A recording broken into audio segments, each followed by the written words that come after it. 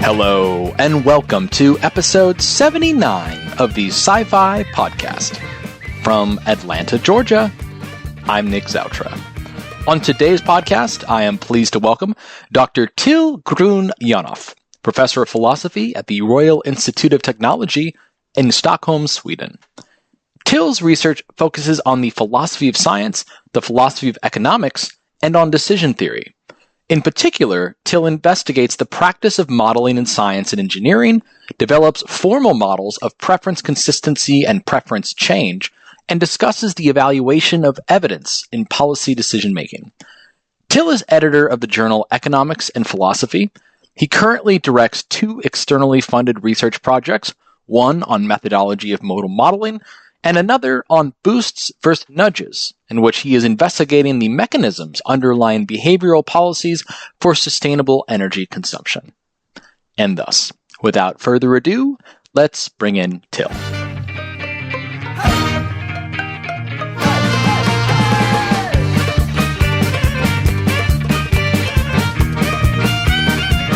Dr. Till Grüne-Yanoff, welcome to the Sci-Fi Podcast. How are you this Thursday afternoon? Thank you. I'm excellent. I'm enjoying a beautiful spring afternoon in Lyon, France, where I'm spending my sabbatical right now. Oh, so that just threw me a curve. I remember we had spoken. I just starting the video, I saw this beautiful view off the balcony. I just assumed it was Sweden just because I assume Sweden just gorgeous year round. But you're in France now. I'm in France. That's right. I think we're not that far in Sweden yet. I think the snow melted last week. Right. So right. It's a little different. Okay. Well, well, I hope you're enjoying the sabbatical. How are you? Yeah. How are you spending that time? Yeah, it's I'm here with my whole family, so wonderful. We're really enjoying. I mean, Lyon is a fantastic town, and I have multiple connections with different academics here, both philosophers and economists, and very interesting insights into their work. And well, most of the time this is happening in English, but well, we've had a few pleasant, or at least from my side, pleasant French conversations. So I can try out my limited French. How's your French? That's great. So you said, yeah, not really enough to hold a presentation or sustain an academic discussion. But it's an interesting. I mean. It's something that I've been thinking about. Sort of in a way, it becomes very luxurious to study other languages. It's sort of the area I work in, it's entirely Anglophone, right? So I mean, even when I go back to my native Germany, I typically now prefer actually presenting in English because otherwise I'm translating terminology that doesn't so directly exist in German, right? Right. So it's a funny, it's a funny thing. I'm still trying to study some languages, and it's fun, but it's not for professional purposes. So you speak German, I imagine, but also have studied a bit of French, Swedish, perhaps. Yeah, I mean, the situation in Sweden is interesting insofar as that their philosophy, even amongst Swedes, I think English has become much more the language to philosophize in. It's a small country, so they definitely, most Swedes would definitely publish. Most Swedish philosophers would definitely publish in English and not in Swedish. And that has been going on for quite a while. While my impression is that both in Germany and in France, this is still in process, or it's developing later. And I mean, I might be wrong about this, but it seems to me that Swedish philosophers have more of an international audience than German philosophers, for example. And even though, of course, there are many more German philosophers, and the tradition is much longer and richer in Germany, and yet I think that's partly because they sort of self-isolated for a number of years and sort of sticking with German for a little bit longer than the Swedes did. Makes sense. I was just going to question that because I just assumed there were far more German philosophers, but yeah, of course, it just depending on how you present your work and the kinds of I've seen calls for conferences in France and Germany that are specifically, I think, German speaking or French speaking, but perhaps maybe it's now like a little bit of both at these. Yeah, I think that this is. I'm definitely talking about the past. I think gotcha. Right. This development has started later in Germany and in France because they are larger countries and they have larger communities to talk to each other. Right. In Sweden, I think it's quite clear that if you specialize in philosophy of science or maybe even in a philosophy of a special science, then you're talking to very few people if you insist speaking in Swedish. All right. Well, let's go back to, so you grew up in Germany. That's right. Yeah. Okay. Where in Germany? Northwest Germany, Münster. That's sort of close to the Dutch border. Okay. Great. Folks, growing up there, what were you interested in? Well, interest change, right? Well, I grew up in sort of a middle class family in the countryside, outside of the urban area. Uh-huh. So there was a lot of. I mean, when I was little, there was a lot of interest in countryside animals. But I was just thinking about that. I mean, before we had started our interview, I thought about sort of how can one describe in a long development of one's own in a few difficult years. To do. I mean, you can't. Whatever you say is not going to capture it. Of course. No, it's not going to capture it. But I'm trying to capture it. I mean, it's funny because right now I'm being in France, so I'm trying to read some easier French literature. So I'm rereading a book of my childhood, Jules Verne's. Oh wow! A travel to the center of the earth. I remember even before I could read, I watched an animation movie about that, sort of off it, a sort of animated version of it, mm-hmm. and it really, and it has a sort of it was something that as a child I was quite caught up with, and now rereading it, I realized, actually this is.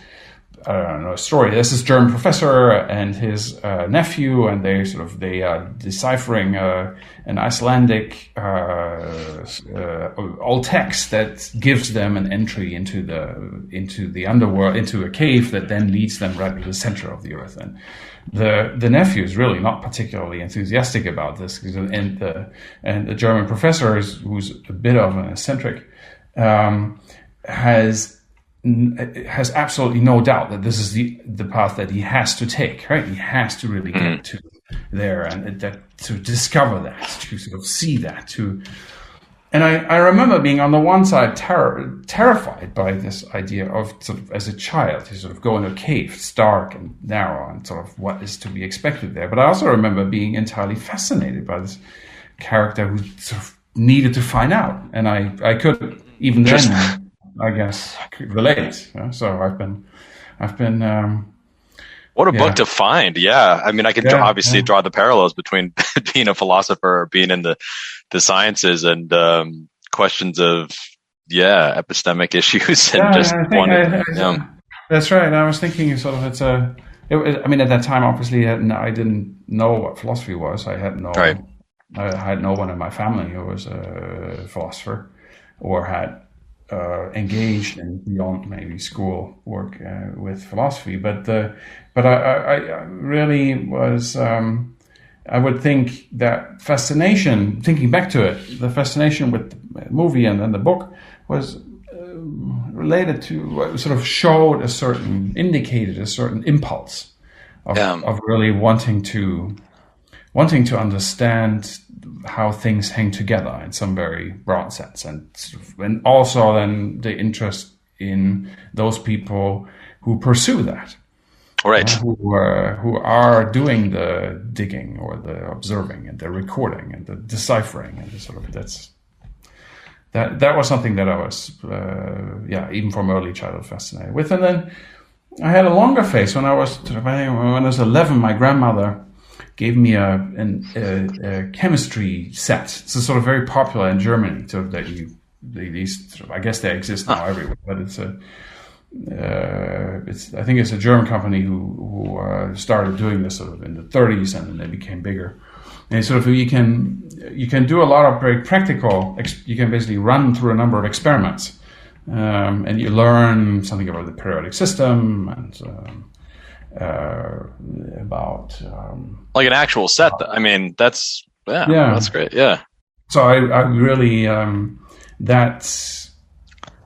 that completely, I was completely fascinated by that. I spent a lot of my time, my free time between 11 and 13, I think, in my parents' basement, fiddling with this set, and I started buying more substances and equipment in order to run more experiments. And I mean, there was a sort of just a boyish also fascination with making things blow up, but right. There was one part surely, but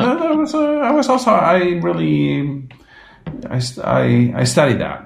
I was interested in that, and I need to say that because I generally wasn't so good. I wasn't a great student. I didn't like school that much. I had difficulties relating to a number of subjects, and chemistry was something that I really, really enjoyed, and I was good at. So that was fun. No, it's always fascinating to think back, and of course, providing a narrative on your ideas and interest. Of course, as a kid, you're going to be, there's all kinds of things, but there's usually, if you can think back, you can usually trace back to nuggets of just, where, as you described, a general sense of interest of how things hang together. Things that like the kid in you is still there in some ways. Yeah, like there's some, of genuine curiosity, interest. And I suppose you would hope that would be the case, but some people develop it later. Some people, it's like I've heard many folks, a lot of, just have that sense. A lot of folks growing up in nature, I would say, or just finding the fascination with that. They carry it on. So, okay. I really remember it being, it was almost a physical sensation, this satisfaction from being able to explain something, in particular in a sort of the form of.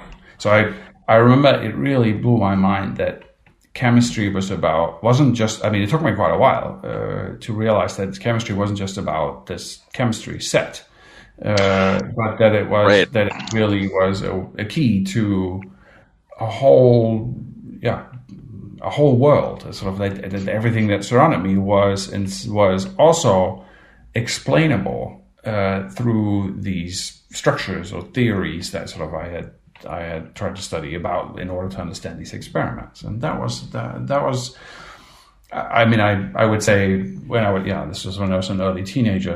But it related back to this idea of the fascination with going underground. And Okay, well, I imagine we'll pick some of these interests back up. So, okay, so good. Getting on. So I noticed, like in your CV and previous employment, you had some pretty interesting other career paths going on. So I always love this because I mean, many folks in philosophy of science, do different various things. So it says here you were an officer trainee for a bit. That's right. Yeah. So I enlisted. So in Germany at the time there was a draft, like 15 months or something, and people were shunted into typically into pretty boring jobs. And then there was this. I learned from a friend who had been taking Russian in school. And remember, this is I graduated in '92, so this is right after the fall of the wall and the demise of the Soviet Union, and this is the first time that people could actually travel, or that it was more easy to travel in Eastern Europe and in the former Soviet Union. So I learned from this friend that the German army were training people to as translators in Russian. But you needed to enlist for that for 2 years, so I did, and that was really good. I really enjoyed studying the language. I met wonderful people who I'm still very much still some of my best friends, and it also made very clear that I wasn't really made for the army. Was it always something that was going to be like a sort of a, I'm going to do this and then kind of move on, or that's right. That's right. In Germany, it's very much so. It wasn't. I wasn't contemplating an army career at all. But I mean, there was a sort of a relatively brief episode, and one that I somehow left. I left. I think not the best impression on many of my superiors. So oh, really? Insubordinate. I'm not sure. Yeah, what to say about that, but I hope. Yeah, I mean, I imagine leaving the service. I've never served. It's not. But it's then again, it's the United States. It's a little bit different. There's a big. Well, it's just different in terms of enlisting. There's there's a history of the draft earlier on. So a lot of folks, I imagine, especially if I'm speaking with them, I came after the fact. We did have to, enlist, if there's going to be a draft someday. I remember getting my card when I was 18 and like thinking, oh, well, maybe one day I will. And now I think I'm too old now, so that wouldn't happen. But there was definitely this. Oh wow, this is really this is a thing. Whereas I think it's an interesting political question too, right? It's a sort of. I mean, at the time there was a strong pacifist streak in most of my peers, so that I would enlist. I mean, that people would actually. So a lot of people would. Opt out of military service and do alternative service, called in German civil service instead, and that someone would go and actually serve in the military, even as a draftee, was already seen as like, why would you do that? But this is someone enlisted was seen as like, what are you? Like some weapons. It's kind of the same a little bit here, but it just depends on it depends on the community that you're in. Yeah. That's right. But I enjoyed the community I was in, who was critical of that. So I wasn't thinking, I wasn't thinking, oh, finally I'm going to those gun enthusiasts. But instead it was, but I thought that it was a little bit, also sort of short-sighted, or at least I felt that there was a sense in which a purely professional army, was dangerous. I mean, a draft army is something to defend as a form of citizens' contribution, and as well as citizens' control. Unfortunately, I mean, this has, particularly in the last decades, this has moved also in Germany very much in the direction of a professional army, with the consequences that people also are sent everywhere, and people and citizens don't really care all that much because it doesn't involve them anymore. And this might, of course, change. You probably have heard that sort of in consequence to what happening in Ukraine, Germany is also now changing their military policy quite drastically, and we'll see what happens. But it's to get back. So I imagine getting citizens participate. Well, we were seeing it obviously happening, unfortunately, fortunately and unfortunately in Ukraine with the conditions required of certain Ukrainian citizens. But right, how to think about something like that going forward. It is interesting. I mean, I've met it seems like a lot of the other European countries where, right, there's a requirement. So is it in Germany? What was the requirement at the time? Was it a year, 2 years of some kind of year and a half? Yeah. And it could have been at least some kind of civil service, but there's just some kind of service. Yeah. That's right. You had to do, I mean, it was all, of course, heavily gendered. So it was males who who were drafted, not men were drafted, not women. Yeah. Yeah. That was I can't remember when, but it was abolished quite a while ago. I mean, the whole draft was abolished.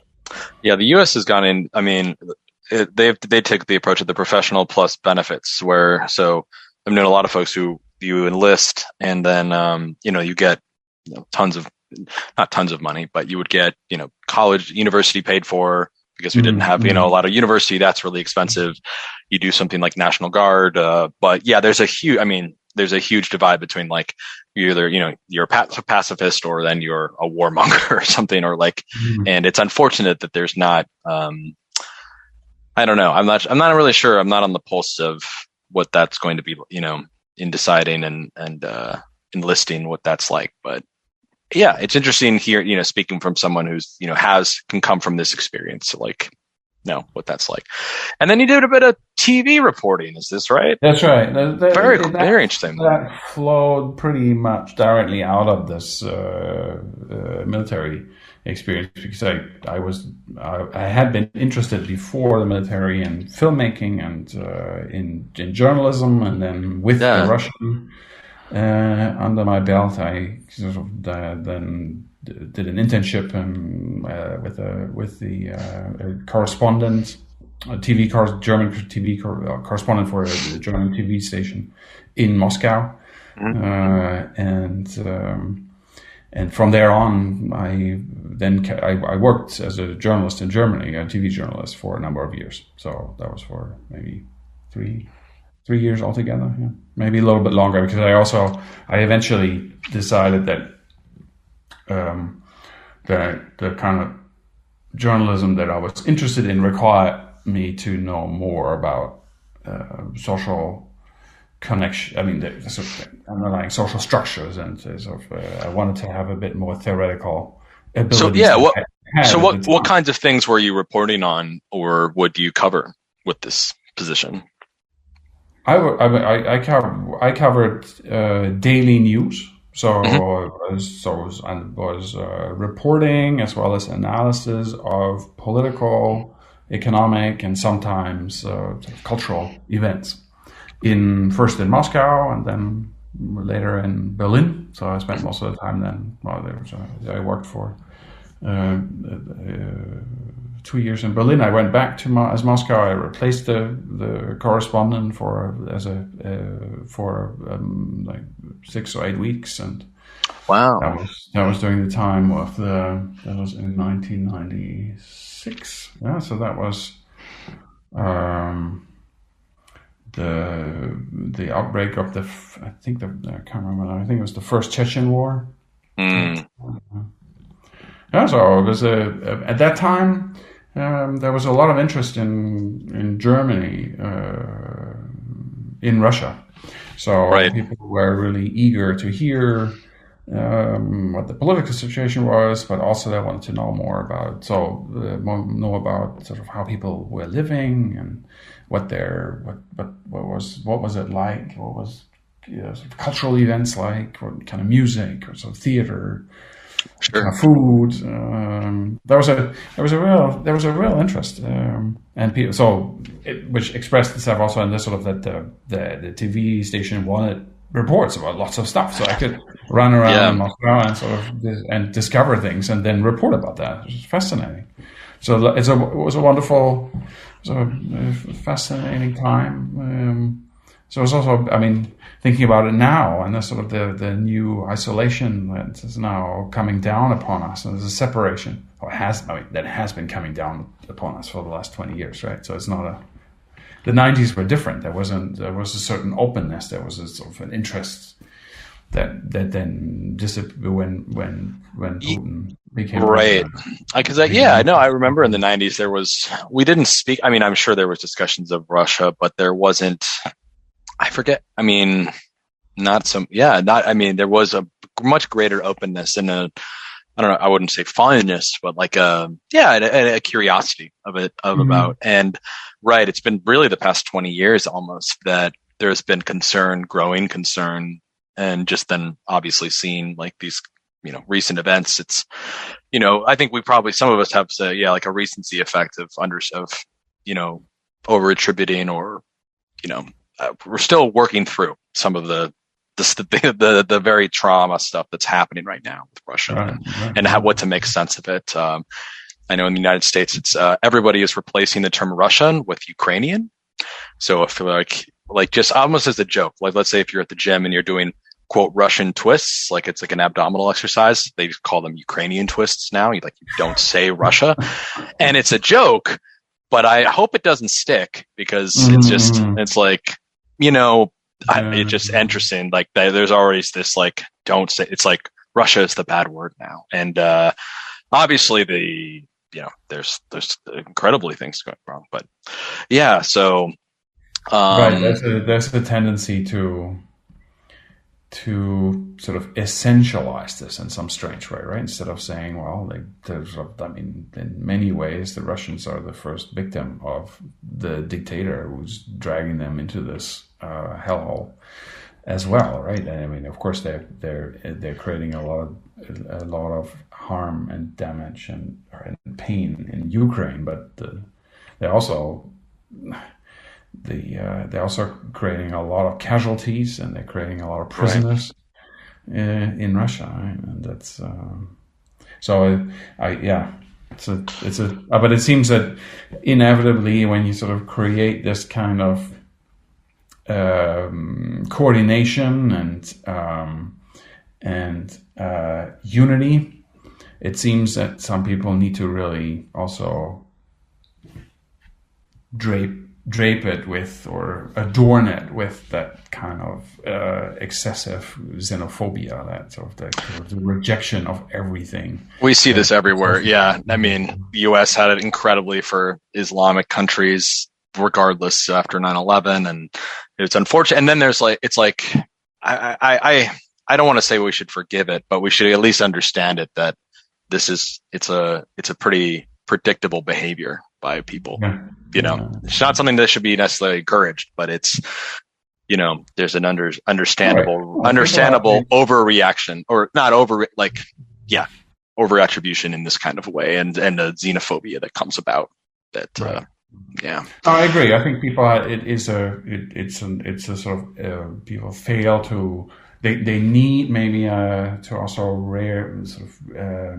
rise to this emotional occasion in order to, and then they get carried away maybe by, because of it's a failure of control. But it's less forgivable when, for example, what was this? One case that I just heard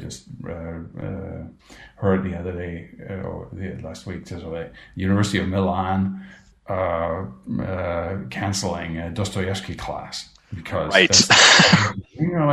okay, those are not the people who should.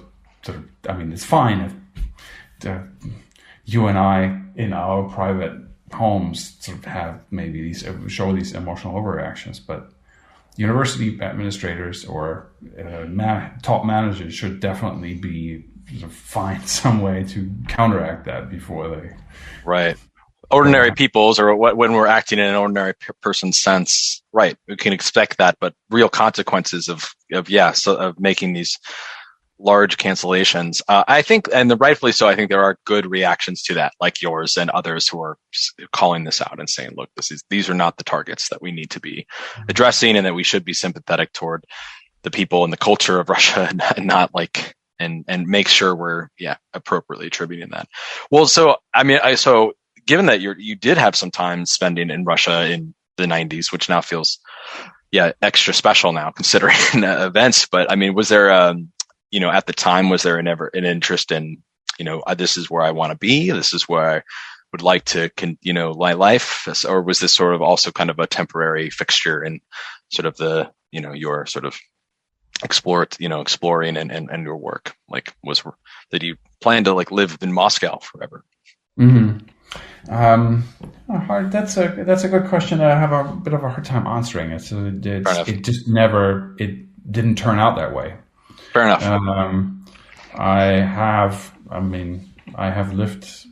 I ended up living in many different countries, and I've enjoyed living in all of them. Yeah. Some of them more permanently than others. But I haven't. So it wasn't.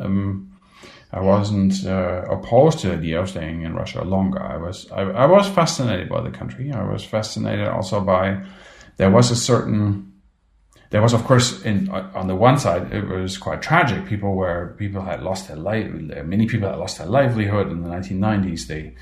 Particularly the retired people, pensioners, for example.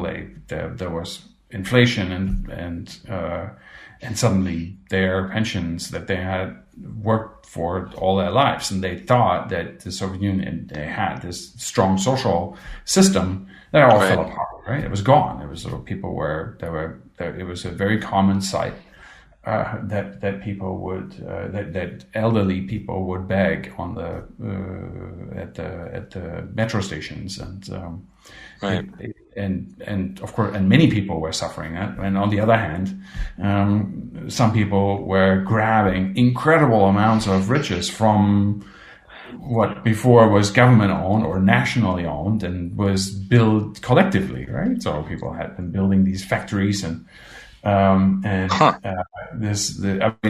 we now call oligarchs. This is a generation that was generated in the 1990s, right? This sort of basically to the transition of state property to private owners, where what nifty people were doing were to find the people who had the right to sign off on these state properties. And there would be big kickbacks, but those were maybe in the millions, and the value of these property items often were in the billions. And that's why we're right now seizing all these mega yachts, because they're built on that capital. Right. I mean, of course, a lot has happened since then, but a lot of the capital base was redistributed at that time. So those were all sort of terrible things that were going on. But for me, as a sort of in my early 20s, it was fascinating. It was sort of, I came from a secure, maybe somewhat staid middle class background, and instead I was going somewhere where there were worlds falling apart, and new worlds built, right, and everything. A lot was out in the open. The coup attempt had been when I started traveling in Russia in 1992, 93. So the coup attempt was less than 2 years away then, right? So it was all right in 91. The Soviet, there was a lot of violence, but there was also a lot of anarchy. But besides seeing, of course, the tragedy of it, I also saw something quite congenial to my unformed or still forming personality. I enjoyed that, and it felt like somehow that there were a lot of people were really stressing the importance of culture, of literature, and there were a lot of people who had very strong intellectual pursuits. So I didn't realize, of course, that was partly formed in the Soviet Union due to that being some small area where people could more freely at least talk. Right? You talked about literature, not about politics. But it was also, to me, it seemed like a fascinating counter proposal to sort of consume more or design your life in some sort of somewhat predictable way. Right. So I definitely makes sense. Yeah, especially in in the 20s or in your 20s, and coming from your background, I can absolutely see. I mean, motivation for exploring and being very fascinated and invigorated by that kind of absolutely. So, well, I'm sure those times were quite marvelous and have certainly shaped the ways you're thinking and your history. So if you can recall, so how did the transition going forward into, study and perhaps getting into academic philosophy transpire? Yeah. I was later in my teenage years, I became interested in philosophy, but it was sort of the typical teenage philosophy that I remember. I think the first book I read was Albert Camus' The Myth of Sisyphus, right? And sort of this existentialism. And then I read a fair amount on Nietzsche, and I thought I really liked that. And I remember thinking in school, maybe this is more interesting than doing chemistry or that studying that seems like it seems to answer somewhat bigger questions or questions that I'm more interested in. But with the work as a journalist, it became clear. Okay, I'm talking about things that ultimately I lack a more basic understanding of, and that I need to study this in some way. So I was actually, when I started my university studies, I started quite late. So this was in 1996. At that time I was 23 years old, and then I started at Humboldt University in Berlin. And I studied in parallel. So in Germany, you don't do this kind of college general education program. You have to choose subjects from the start. In the humanities, it's a bit more. You choose a number of studies, but I chose to study in parallel economics and philosophy because I thought that would give me maybe more of a understanding of social structure, or help me to understand phenomena that I had been reporting on, describing, maybe trying to analyze them, and sort of somehow back. And philosophy seemed like I had been interested in it, and I thought, okay, this is something I want to definitely try out. And the notable thing was in the first year that these things seem to be exist in completely separate worlds. Yeah? There was no way. The economics was fascinating because it offered surprisingly little description. So, I mean, I had been describing what's going on, let's say, or I'd been observing what was going on in Russia, and when I started studying economics, he's about macroeconomic models and the supply-demand curves and rational choice underlying that, and then you're supposed to build or relate that to the macroeconomic models, but that was very abstract. It was a rigid, quite formal toolkit that we were taught, and there was very little in terms of how could I connect this? How could I transfer the experience, the descriptions that I've made, how could I transfer this to these tools, or the other way around, how could I apply those tools to those descriptions? And in philosophy, there was not very much interest in what the sciences were doing, or more specifically, as I was interested in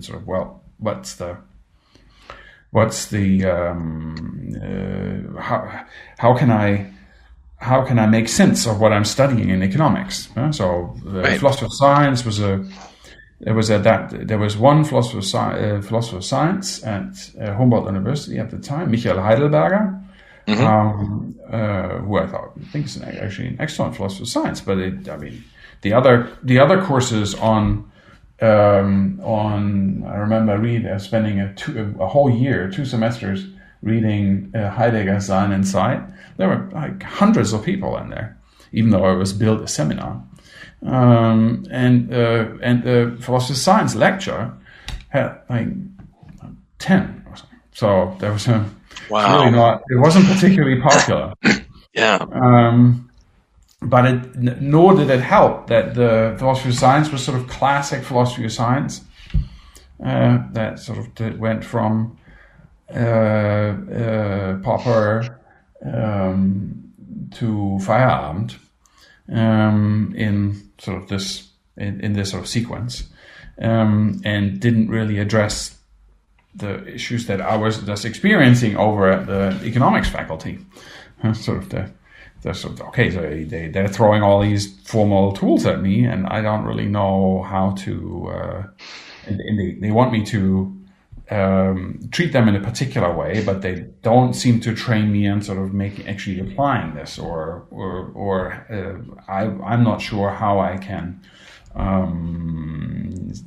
use that in order to relate that to my experiences or for analysis. So it was interesting, and it was challenging, and I was a little bit disoriented between all these different questions, but it fascinated. I mean, that's where the sort of philosophy of science, and in particular philosophy of economics, interest gestated, I would say, in those years. And I did the right thing. I sort of I looked at what the London School of Economics, LSE, what their requirements were. They had at that time, you needed to sort of satisfy. There was this before Bologna, so there was no bachelor. You had to Germany. You studied 4 years for your first degree, and but the LSE allowed to transfer if you had taken certain courses. You had to have a course in. The standard courses in economics, but I also had to take a course in econometrics. I remember because it was weird. I remember taking that course before I took my statistics course, which is a complete jumble, and I should never do. But I did because I realized, okay, I want to go to that program at the LSE, and they seem to make sense of this connection between economics and philosophy. They certainly do, yeah. But they need this particular requirement, so let me take that. Let me take that first. And okay, great. Then grades were good enough, and I got accepted into the program, and I got funding from a German research agency. No, not from the German exchange, the German academic exchange program. That's what it's called. Sorry. Yeah. So I did my master's at LSE. So I left Berlin, Humboldt University, after a good 2 years, and did my master's at LSE, and then continued on a PhD there. Yeah. Fantastic. And that was definitely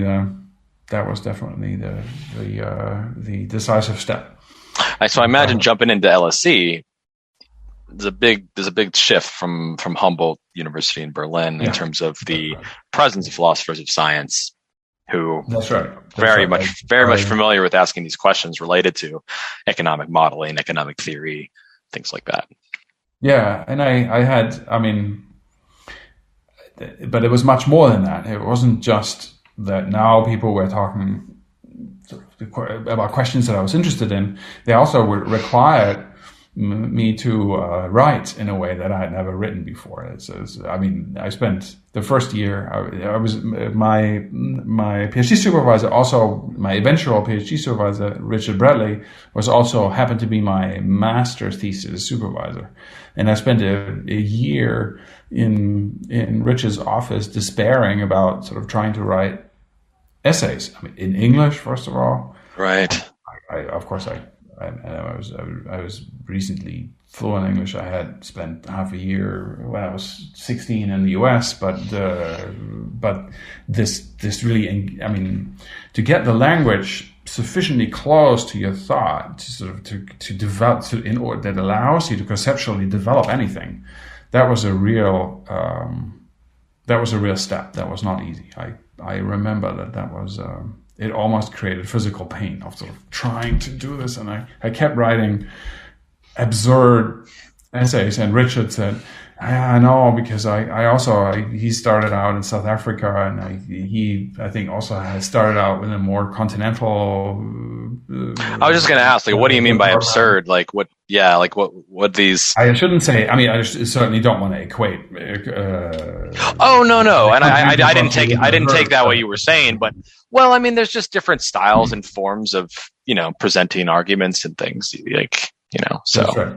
So it's much more. Yeah. In English, you say essayistic. Huh? So this sort of like right. It was about sort of throwing out ideas and sort of pointing to potential avenues and but it was all very associative instead of argumentative. Fair enough. I mean, that concern. Now I'm describing my writing, right? Not right. Other people. Of course. I'm not yes. judging them. Yes. It was. I wasn't. But that was perfect. That was something that I was actually. I was doing rather well with in Berlin. So their teachers really liked my style. Sometimes even pointed out that sort of my essays were exceptionally good, and I was very glad to hear that. But that totally didn't fly at all. So. They're like, okay, we have to get down. I mean, yeah, I can understand. I could see like an advisor or something coming back and saying, okay, let's shape this. Not to say that that kind of writing should not be encouraged, though, in certain I don't know, areas or I have a tough time. I know I've spoken with professional philosophers who sometimes I think maybe have a tendency to write that way and are frustrated sometimes with the restrictions that are put on them. And maybe later in their career tend to they say, you know what, I'm just going to write how I want. So I'm just going to do whatever. And, but they learn how to do it a certain way, but, right. Yeah, I wouldn't say that. At least I think I'm really glad that Richard in particular took it on himself to guide me through this and help me. I think that probably was more important than having the right. I mean, well, maybe I shouldn't compare it this way, but I think for my development, that was probably the most important step to both master English in a way that I could that it was close enough that I could actually begin with sort of developing an argument or developing a concept and analyzing a concept and really thinking in that language, and then also being really forced to sort of try to write in a way that amounts to an argument, and always question yourself whether the argument is sound, whether it's complete, whether there's a clear and sequence of what you're trying to, that's leading to your goal, instead of this more associative essayistic style. Fair enough. That makes a lot of sense.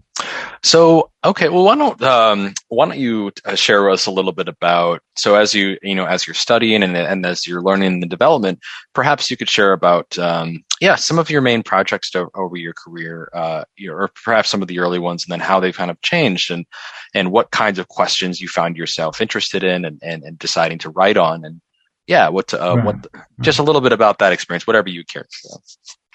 Yeah, so I wrote my PhD on the notion of preference.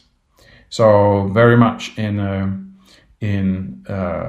decision theory, and but even then, I mean, by choosing preference instead of, at that time people were decision theory was in philosophy was mainly about. Well, at least had a strong formal streak. and that meant that you would represent preferences and beliefs in functional form. So you'd have a utility function or a desirability function, and then you would sort of maybe develop formulae, for example, for updating beliefs in a Bayesian fashion, and discussing different updating rules. But also what my supervisor Richard Bradley has worked on a lot is then the question of whether one could also update one's desires, and whether one could represent that with such a change in preference or desires or utility, represent that through an updating rule on utility, or in his case he used the Jeffrey Bolka framework, desirability function. And I thought I was fascinated by that, but I also thought that there was too much focus on the formal framework. I was more interested in the underlying concept, so I chose the ordinal framework. Sort of speaking of, so typically what you have in decision theory, you have the preferences that are represented by the utility function, and instead of focusing on the utility function, I was focusing now on the preferences, the preference representation, how one relates that to behavior. So there's all these issues that arise with revealed preference framework in economics, but then also questions that are not taken up by economists at all, like, for example, preference change. Is there a way? So typically, most of the models in economics assume no preference change, and the argument is that, well, anything could happen if you allow for preference change. So instead, the question was, could one develop frameworks for rational preference change that would not immediately open up to this arbitrary threat of arbitrariness? And I at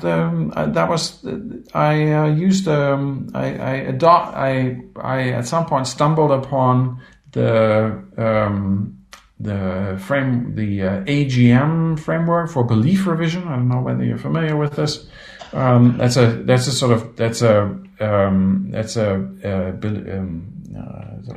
model of belief dynamics that tries to also stay away from numerical representation and instead perform operations on a knowledge set or knowledge base.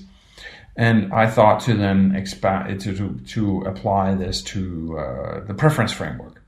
Okay. And then I discovered that actually someone had already begun doing this in Stockholm. It's Sven-Ove Hansson. And sort of in the last years of my PhD, I started to sort of engage with that more. And Sven-Ove had just written a book, I think it's called The Structure and Logic of Preference. And I was excited about that, and I spent a lot of time studying that.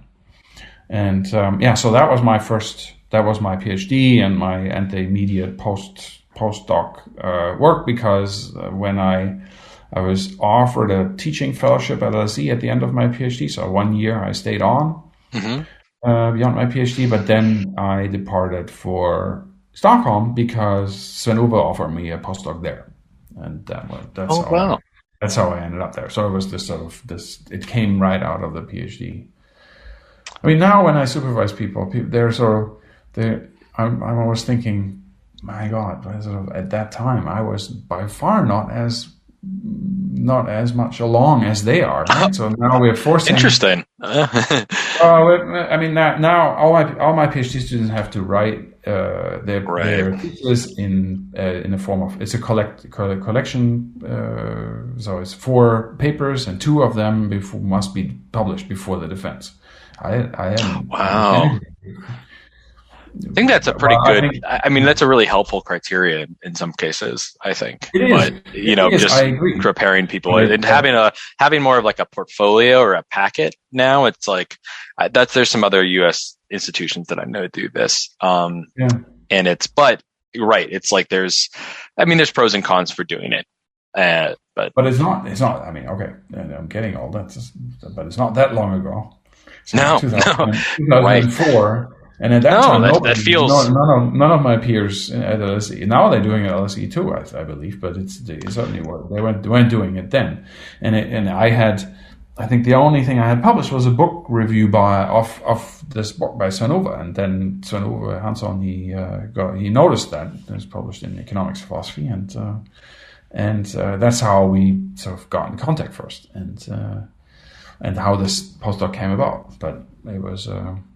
It was a lucky coincidence. I was not particularly well prepared to go out on the job market and go, look, here are my 3 publications. And, right.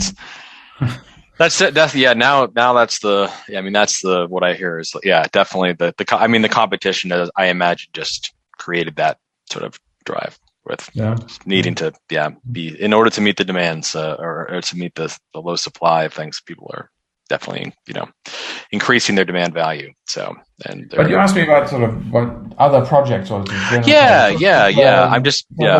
preference and decision theory. That was my PhD project, and then in the course of the PhD project, I already got more interested in philosophy of science questions regarding this. So I was the interpretation of preference, the interpretation of the sort of taking behavior as evidence for preferences, and how to deal with sort of for example, the strong or relatively strong consistency requirements imposed on behavior in order to then allow it to derive preference conclusions from that. I found that a little strange, and in addition, I also was interested. I was from a decision theory perspective. I was interested in alternatives to the standard rationality criteria, and at that time in the early 2000s, behavioral economics became pretty strong. So people were importing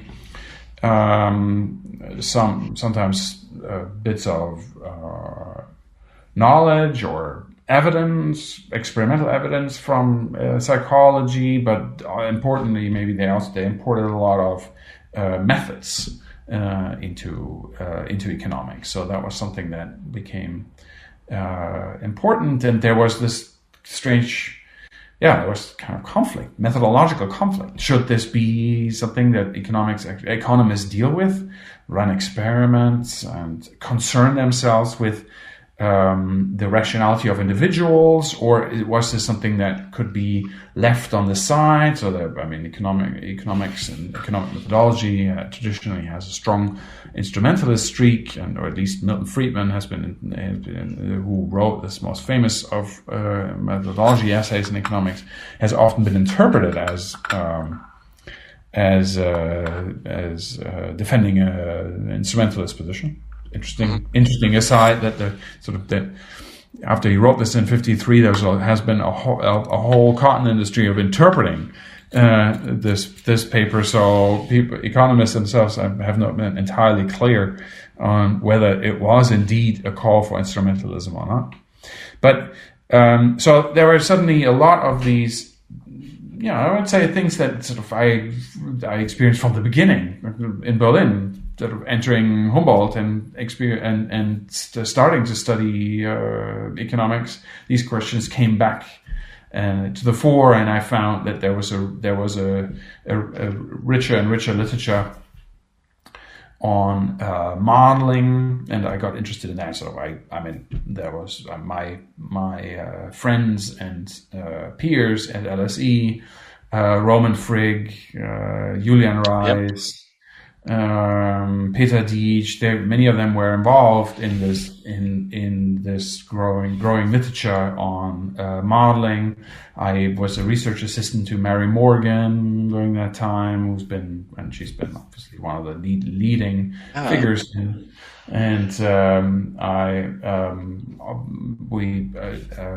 that capacity, I also interacted a lot with Nancy Cartwright, who was at the LSE as well at the time. So it was a very rich environment from philosophy of science perspective onto economics. And after I left LSE and was in Stockholm, I developed that as a sort of secondary research interest modeling program. Yeah. And that I was in Stockholm for 2 years, I think, and then Oskari Mäki in Helsinki got a big project on philosophy of social science with a strong interest in modeling, and he hired me as a researcher there. So I transferred there and ended up staying for 4 years. Was this at the TINT program? That's right. Okay. And I think at the time, don't know whether we called it that at the time, but it was from the beginning. It was a sizable group of people who are working on the same topic. I think it was the largest group of people philosophers I had encountered working on the same or on very similar topics, and it was a marvelous time. I still remember this feeling of sitting in a seminar room and listening to someone else talking and thinking, yes, these are exactly the questions I also have. And and then suddenly other people were also popping up, and they were sort of there was a one. I mean, this is what was that 2006, 2007, 2008. That was a very fruitful, rich, fecund time of wonderful interactions, and many interactions that have survived until today. I mean, I still am very close to many of these people, both personally as well as professionally. Well, I've spoken with some folks who have been in that program, perhaps currently, but I imagine, So, and I'm always fascinated by the centers and the collections of groups that have been in the more modern, contemporary times now. Like the LSE is certainly a place, we hear, you see it's a huge collection of folks doing great philosophy of science. But then there's at this in Helsinki, there's a huge, really nice group of folks doing things and just providing lots of it seems like it's really cool to see these centers popping, like I wouldn't say popping up, just that as they grow and develop, and then hearing folks like yourself who have spent time there and have found it to be very very, very fruitful for your own work and just your own thinking. So I'm always going back to this sort of, maybe this is also a sort of a function of growing older. That you reflect back on what made you what you are, or sort of what influenced you what you are, and it's I think it's these visceral feelings, these visceral impulses that I think are really crucial. Even though what we do is we reflect and we think and we formulate and we try to critically analyze, but in order to do that, I think it always requires this sort of impulse. And it's the impulse that I somehow fascinated me with Jules Verne, and that when I was a kid, and that got me excited about chemistry. And it's the sort of sitting in a seminar room and thinking, I'm doing this together with other people. That made a big difference. Could you explain? So, and I know that feeling, and everyone has that. I think not everyone, but I imagine it seems like those who at least tend to enjoy what they do in these fields, or perhaps not everyone, but I think a lot of folks, have that kind of that visceral, you could call it motivation, but perhaps that might even be too limiting if describing it, the phenomenology of it. Could you describe a little bit more, like, with your work on preferences? I'll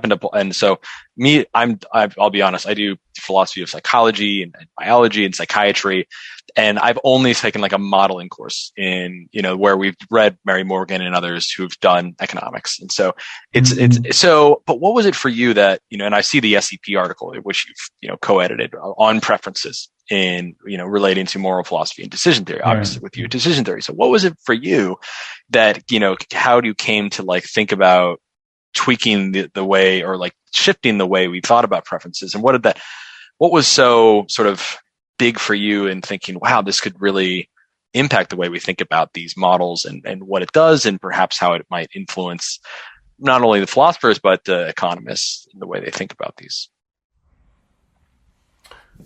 It's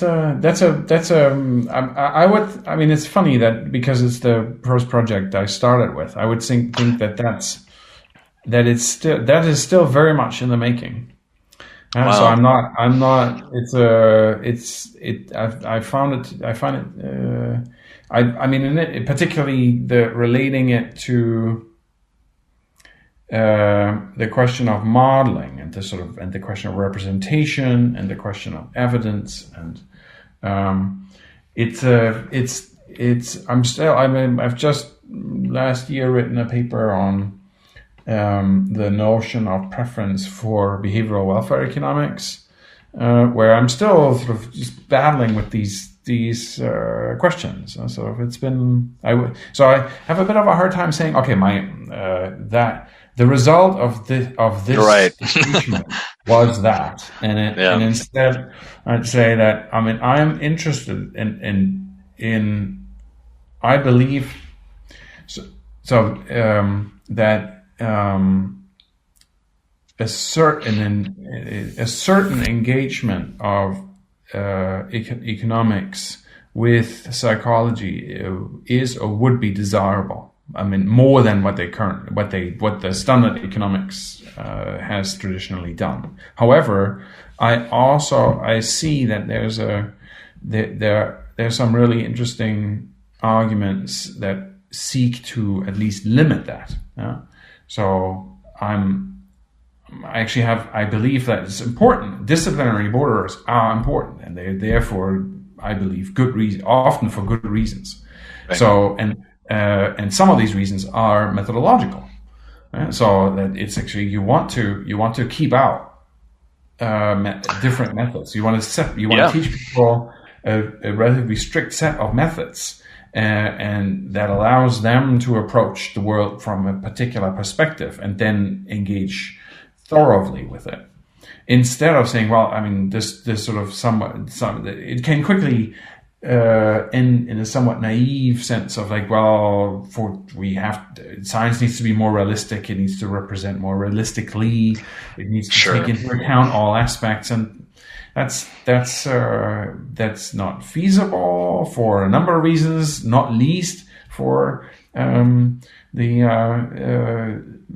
cognitive limitations that humans are subject to, which I think is an interesting topic on its own. So there's a sense of which we so regarding preferences, I'm interested in what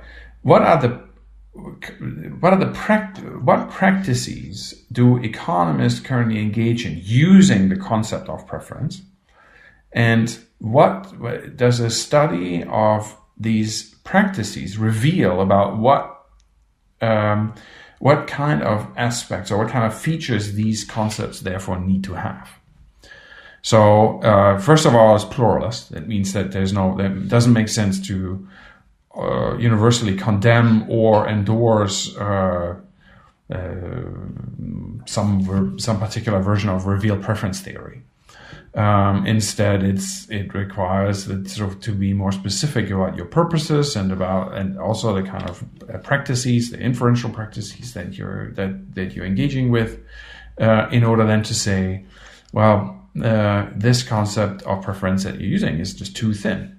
You cannot get the conclusions that you're aiming to from if you keep using this concept. So, and then you're back in a in sort of analyzing practices from a philosopher's point of view and pointing out that in the end there are claims made with that can't be cashed out with the conceptual framework that you have. No. So that's fair enough. It's hard to summarize that more succinctly and sort of say, okay, my conclusion here is the following.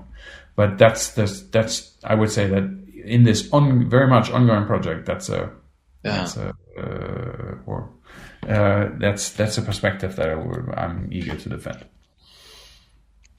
Okay, well, I'll have to. I mean, I'll definitely. I mean, I'm going to have to read through this introductory article to get a little bit better feel of kind of what's going on. But I'm always fascinated by those who are working, and I like in these very specific particular fields. And I like what you said about the disciplinary boundaries, even within perhaps the economics, but also within philosophy of science that can,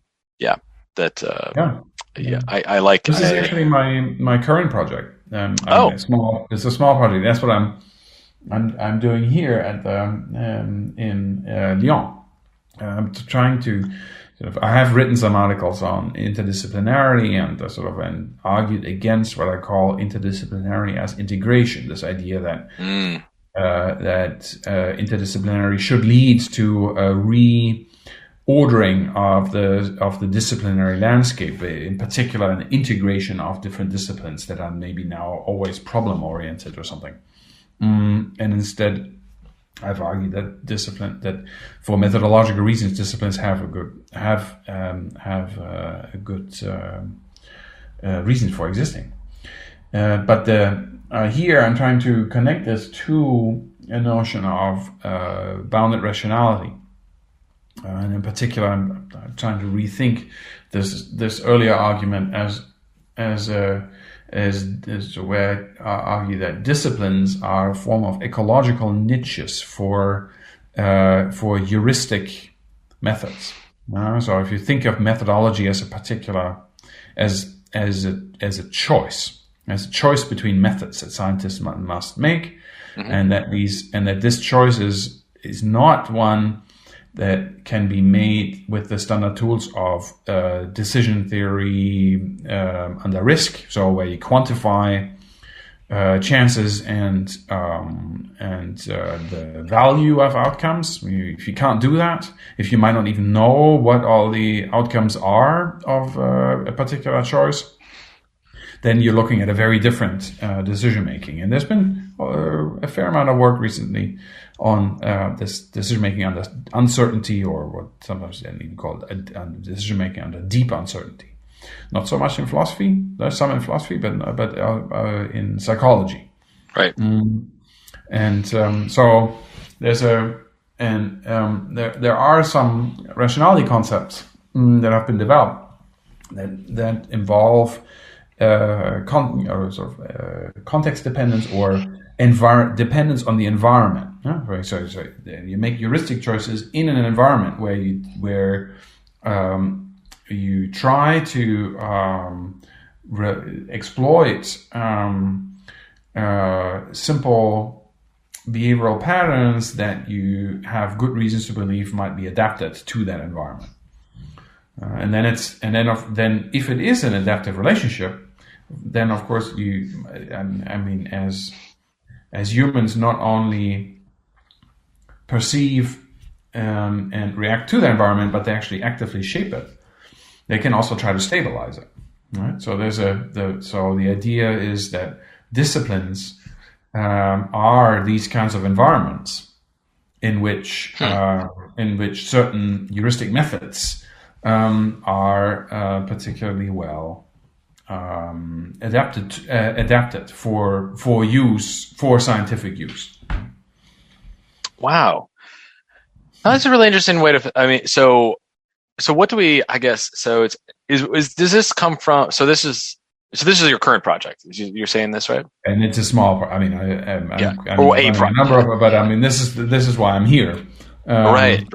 Then I find myself here constantly talking to my co-authors and postdocs in Sweden or elsewhere for other projects that actually take more, that are bigger or that involve other people. And this is only me going on sabbatical and talking to some people. No, but it's interesting. It's true. I was. This is instead of. I'm sorry. I interrupted this sort of continuity. Of sort of No, it's okay. I appreciate you jumping. What happened? Seems to make maybe. Well, using it in the way. I mean, it seemed to naturally makes in sort of the way in which, especially.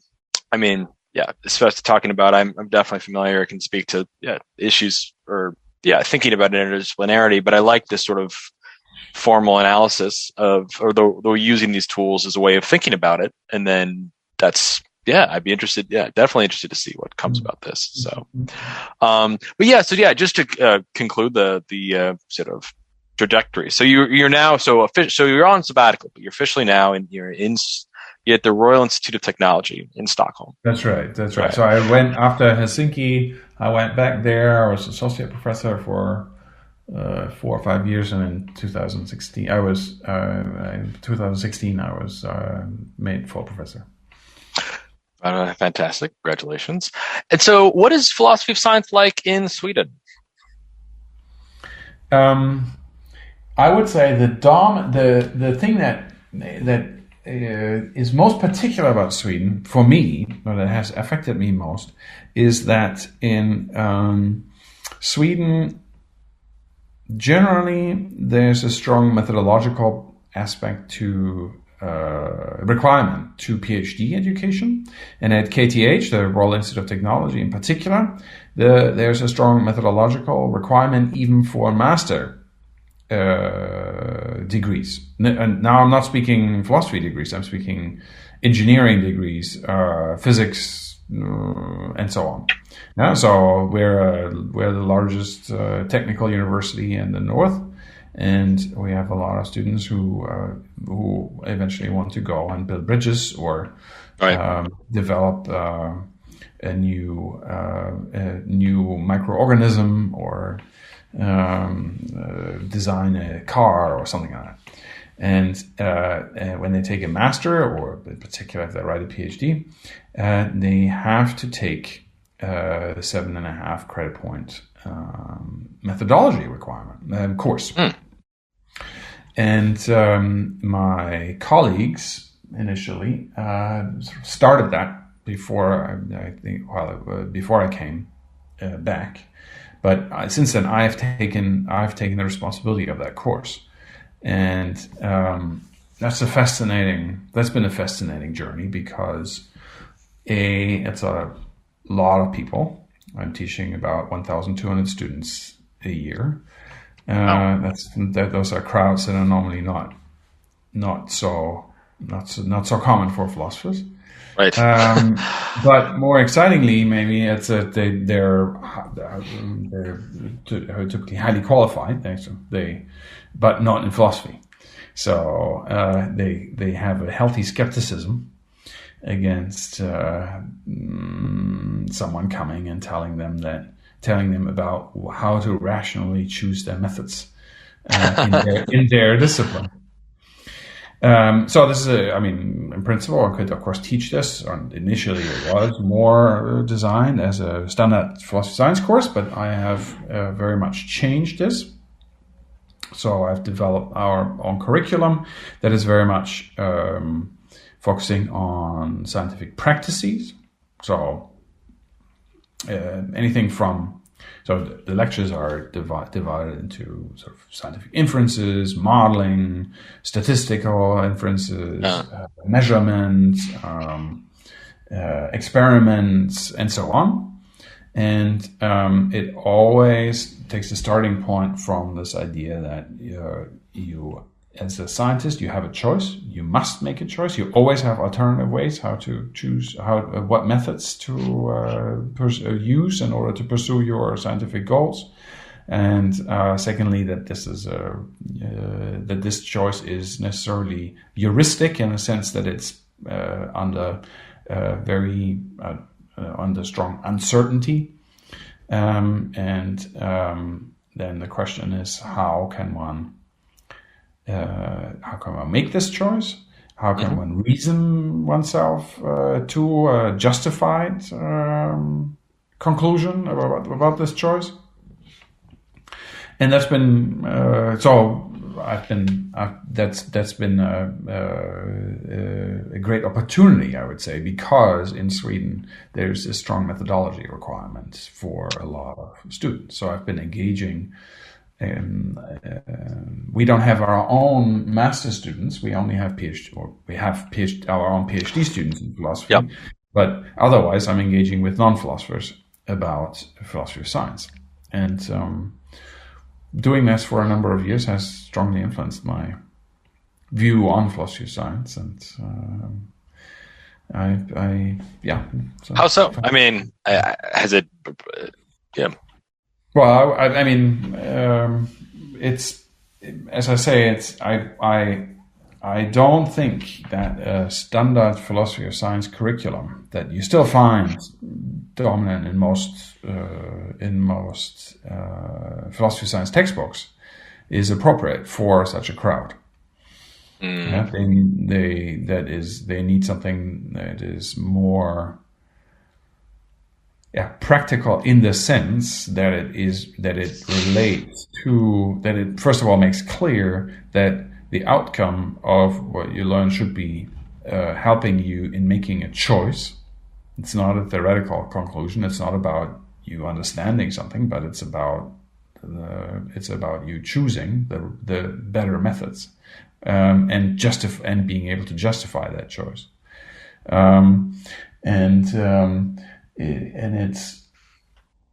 It shows.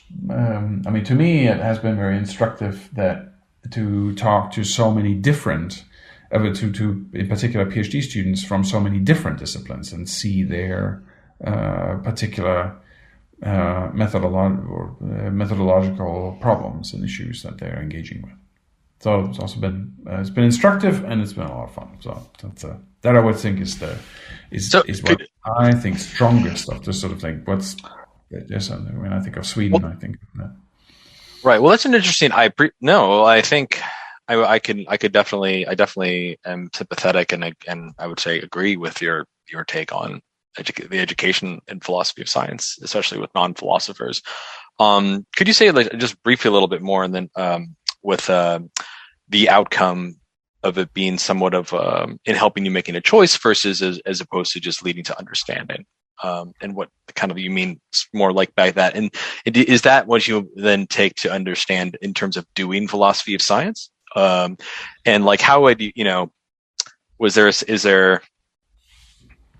what does it look like in practice in terms of like the doing philosophy of science in a way that gets you more toward helping you to make a choice as opposed to just understanding?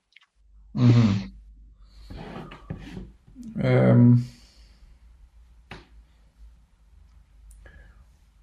Well, so I've designed the course in a way that stresses the importance of choice for a discussion of methodology. And I think that philosophy of science can have a great impact by instructing scientists to conceptualize their work in terms of this method choice. But I think that that a lot of philosophy of science does in particular. I mean, actually, I think there's a lot has been changing in the last decade, or maybe two. Well, last decade, I think. But I still think that at least the textbook landscape of philosophy of science still very much stresses the understanding of particular arguments rather than the drawing practical conclusions about. I think that's right. Right. So it's not. It might be that the field I think the field is moving in the right direction. I think we're seeing much more philosophy of science and practice. The practice orientation and the practice orientation I think one of the dangers of the practice orientation is that it becomes too STS-y, too sort of case study oriented, and it shouldn't. I think it shouldn't eschew a normative perspective. So it's that normative perspective that, in combination with the clear focus on practices, that I think is crucial. Okay, no, I like that, and I think, I mean, perhaps one could think of it as a small shift, but I mean that there's a really big intention, it's a big change of intention there. Whereas, especially like if you're first introducing folks to what philosophy of science can do, and why you're doing it in the first place. Why are we taking a class on methods in philosophy of science and why are we studying the sciences in this way? And with one of those aims of philosophy of science is to achieve these outcomes. I think that could be that's what was exciting for me getting into philosophy of science, was that, you can think about these things and work on these problems. And it's not simply just to get it's great to have a great deeper understanding of these things, but there's some real practical import that could happen as a result of gaining this understanding, and perhaps some normative conclusions you can draw by doing this work or by understanding this work toward doing science better. Like that's, by contributing to science, that sounds great to me. And, but I know that's not what everybody does, but I think that's a helpful thing, especially for non-philosophers, to get them excited about it, perhaps. Yeah. Great. No, I think that's right. I mean, it connects to another research interest of mine that grew out of this decision theory work, and I've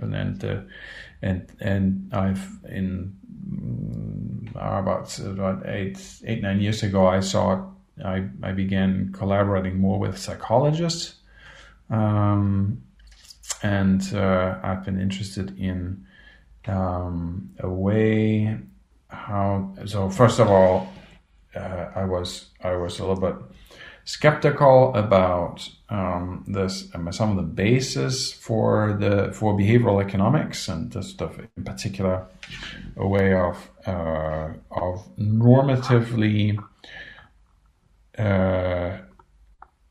assessing the human's ability to achieve or to realize the standard rationality of decision theory. It's of course the Tversky-Kahneman research, right, that made a huge impact. Here, everybody's talking about biases, but it's a little bit I think that they did a lot to the field. I just think that that had a huge impact. That was important. That also allowed to philosophically reflect differently about this. But in some ways, it didn't go far enough because it retained the normative side of the standard rationality. So when you think about it, it's sort of they say their notion of bounded rationality is one that says, well, there is this ideal, which is the ideal of standard decision theory, and then but now what we show is that people systematically don't live up to it. They right. sort of systematically go past it, or stay below it, or miss it. Mm-hmm. And I think that is philosophically interesting. So why would you? What is the normative basis for taking the value or sort of the validity of these rationality principles so seriously? Because in economics is often defended as a way of, well, okay, so we're making simplifications here, but it's not really that we that we claim that this is normatively required. But when when you start talking about people being systematically irrational and flawed, and then some people having taken the step of, well, if they're flawed, then maybe we actually have to improve them, right, and free them of their flaws. Then you have a much richer normative structure or landscape there that is that deserves more attention. And I've been interested in that. And the work of particular of Gerd Gigerenzer, I found very inspiring. And then with one of the close collaborators of Gerd, Ralf Hertwig, who's now the director of the Max Planck Institute in Berlin. We have together developed this concept of boost or boosting. Mm-hmm. The idea being that people in their specific environments often can rationally apply certain heuristic rules that would, in other contexts, seem entirely out of place, or would lead to deficient results. But in these environments, they work really well. Think of them as nifty shortcuts or little tricks how to get along, how to get and maybe ahead in specific contexts. And the idea was that instead of nudging people who you first diagnose to not be rational, and therefore you need to give them a little nudge or push or in the right direction, even though they can't do that themselves, or because they can't do themselves. Instead, to argue that, well, we can perhaps train people in certain competences that are environment specific, and that they can then choose themselves to apply or not apply. And this applies. This might well apply to dieting. So, I mean, one of the things that the nudges have been always sort of putting out where issues of that people are overeating and their problems with obesity, etc. Mm-hmm. And therefore we should nudge them away from certain kinds of food.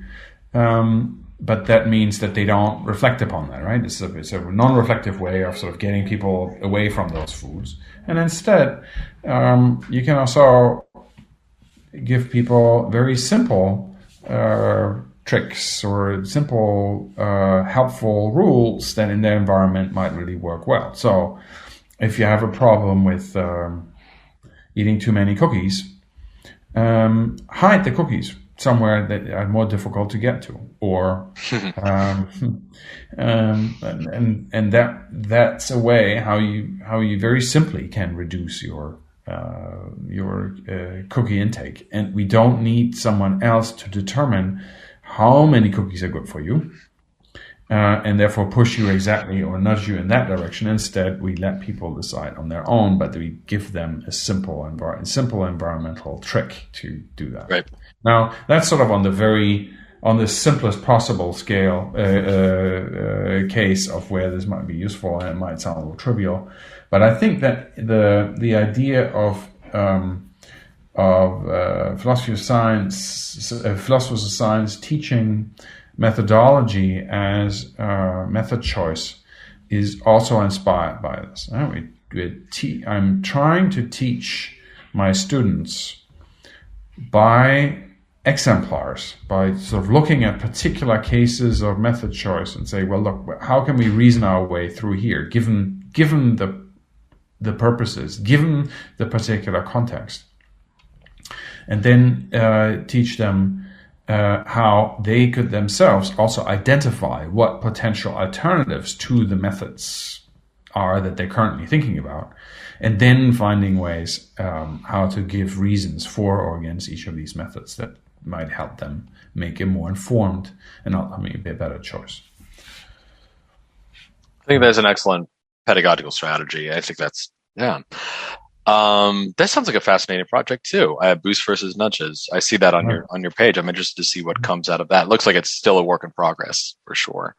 Yeah, so we've done a lot of the theoretical work, and now I'm actually going into doing this. I'm collaborating with the psychology postdoc on we actually running experiments. Of course. Oh wow! Okay. We've chosen a perfect time during the pandemic. Right. So we really had trouble getting we had planned a much larger sample, and that didn't come out. So we're a little bit in trouble. But it's been a really interesting experience of. So the idea is that we're comparatively testing different such behavioral intervention nudges and boosts in a student dorm environment or in student dorm environment over a very long period of time. That's an important feature of it too. Right. Well, Till, thank you so much for sharing about a number of your great projects, your teaching, your story. Why don't we finish with a final question, which is, what do you take to be the greatest challenge facing philosophy of science today?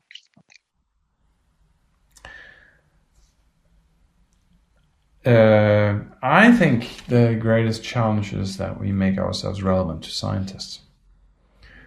So in a similar way, sort of relating to what I said before, I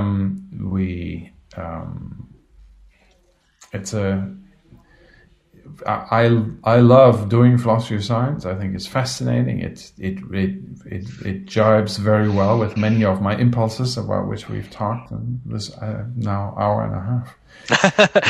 See, I tell you, this is how it works. This is how it happens. That's right. But just don't get worry. people talking about themselves, and then they sort of just carry on. Oh no, but yeah, you get just get talking about things. But yeah. Right. Anyway, sort of but I believe it shouldn't be something that I would practice only for its own sake. Yeah. So it's fun to do it that way, but I also think that it can and it should have an impact, and I believe the impact it has is through close, not slavishly sort of following what scientists say, but sort of seek the interaction with scientists, both as scientists as the subject of study, and this I think now is increasingly done, sort of in the philosophy of science and practice, but also trying to feed back.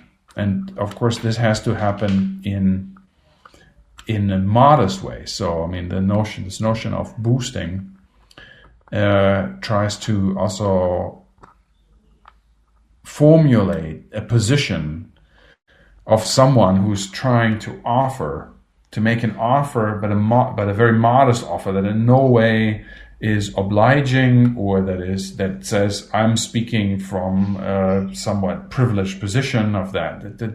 Those privileged positions are not very becoming of philosophers, I believe. But to engage with and feed back to scientists is, I think, the greatest challenge that I see for the philosophy of science. Yeah, I would agree. Several other folks agree with you there. I mean, and myself included, in understanding the, how to get, how to interact and connect. It's interesting, and the style, or how to frame that in terms of what does that mean by a modest approach is something I'm further curious about. I actually just had a guest on who said, we need to stop taking a modest approach. We need to be more, and she was just like, and I mean, she was just had this sense of, and I get it that in what I understand a modest approach is to not be overly prescriptive. It's to the inverse of perhaps some philosophers of science in the past, or maybe where it's like you're going to break down any sort of potential fruitful communication by just going in and just prescribing things, especially when maybe not even understanding fully what you're talking about. And so kind of as you've mentioned, like, even your struggles with journalism, whereas like you're doing great work in reporting, but then perhaps there is this kind of limit of like, how much can I really say about these things, and what kinds of things, I can describe to the best of my abilities, and obviously, but then if you're wanting to draw any sort of normal, have further feedback into it or normative import. And Yeah, I always find that question fascinating. And perhaps actually maybe just take a little bit more, you having actually been a journalist, having done journalism work, how do you, sometimes the answer I get for philosophy of science, and maybe this is what you meant by too STSy, is that it comes across as more like science journalism, and perhaps, and sometimes that's good, but I mean, what do you, how would you piece apart, doing like that kind of criticism and understanding what does it take to make science relevant that it's such that it does not face the criticism of it being science journalism? Not to say that that's a bad thing always, but that it perhaps we want something, usually when that's brought up, we want something either different or either with a different method or a different presentation, something like that. Right. I think that